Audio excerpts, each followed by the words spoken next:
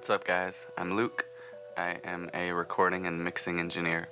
I take a lot of pride in being able to call myself that, and I've been recording a lot of hip-hop and rap vocals lately. I wanted to show you today a few simple ways I like to control a 2-track beat in my template going into a new session with an artist. It's a real simple chain. I've found that this is the easiest way for me to take a 2-track that has already been limited, compressed, processed, pushed to zero basically, and deconstruct all of that to where it has enough headroom for me to use it and fit the vocal right where it needs to be in that mix. So if you're using auto-tune, it gets hit with auto key first thing, just so we can get the key for the artist.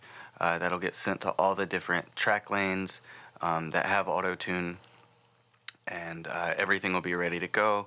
Get the tempo if need be. The first thing that we really do with the beat is it hits this NLS bus. As my friend calls it, a very expensive trim plugin. And what I do is I just take off 8 dB. This would be pre-fader. And I have the noise engaged. This just gives it a little bit of a analog feel to that beat that has already been processed. I then hit it with the smack attack from Waves. This varies usually between 6 and 11 depending on what I think the beat needs. Some slight EQ. This is just because I personally find that a lot of the 2 tracks that I hear, the bass is pushed so hard it's almost uncontrollable. So again, this is just enough to control it and me to get out the way.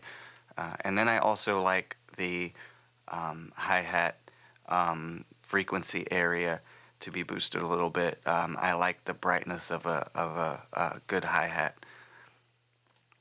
And then at the end, I use the center plugin just to spread the beat out a little bit, to make it feel more like a stereo image around the vocal. I basically, what I'm trying to do in all of my mixes is make the beat hug the vocal, but also have the vocal stand out as present as possible. And what I do after I process that beat, I will actually freeze it in Reaper.